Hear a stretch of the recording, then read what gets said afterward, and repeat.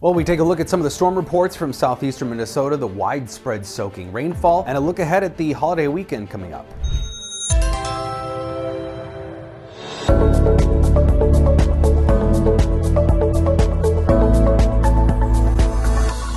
So as expected, most of the severe weather stayed in southeastern Minnesota, but luckily, not a lot of tornadic activity. There will be a couple funnels that will be investigated, one potentially around Mapleton and also one around Fairmont, but most of the tornadoes, and they were severe ones, were across Iowa, particularly Greenfield. A lot of wind damage reports in southeastern Minnesota too. We saw some bow echoes, but a lot of rainfall too. All the orange and red dots, those are 2 to 3+ inches of rain from south central Minnesota through the Twin Cities, all the way up the North Shore. So that's a lot of rain for that large of an area. Normally we see those in isolated pockets. In particular, it was the central and south metro. That's where we saw a lot of 2-3 inch rainfall amounts. So plenty of moisture.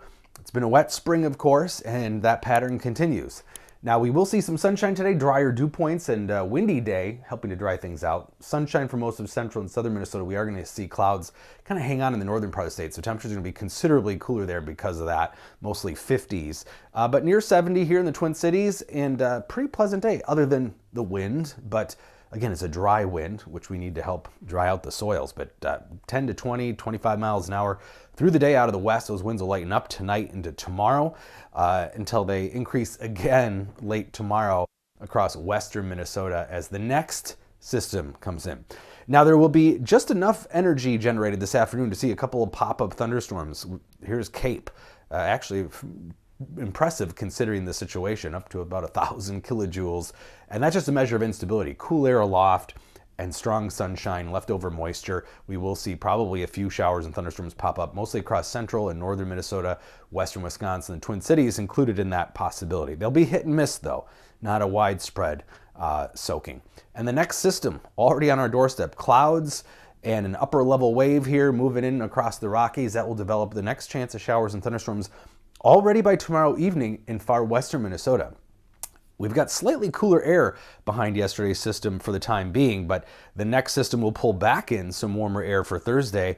And with the sunshine, we're going to be close to 80 degrees, I think, here in southern Minnesota, including the Twin Cities, maybe some low to mid 80s. And west central Minnesota, again, more clouds to the north means it will be cooler, 50s and 60s there. But overall, warmer pretty much statewide. So as we head through tomorrow, most of the day will be dry. There'll be a couple sprinkles in western Minnesota, but overnight, showers and thunderstorms spread into western Minnesota. And by the early morning hours here Friday, we'll see showers and thunderstorms. A first wave and then probably a second midday or early afternoon wave, and then drying out later in the day into the overnight. So Friday definitely looking like the wettest day. As we break down the weekend chances, there are going to be spotty shower chances, definitely not a washout though. Saturday, the best chance, northern Minnesota of a couple of showers.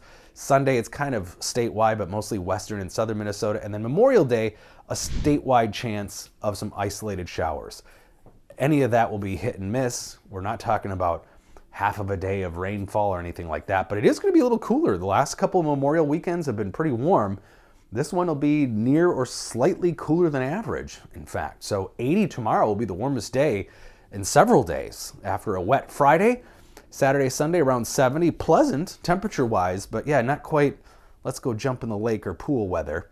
72 Memorial Day, and looking pretty nice Tuesday, 72 degrees as well, and mostly dry. So Friday by far the best chance of significant moisture over the next 7 days.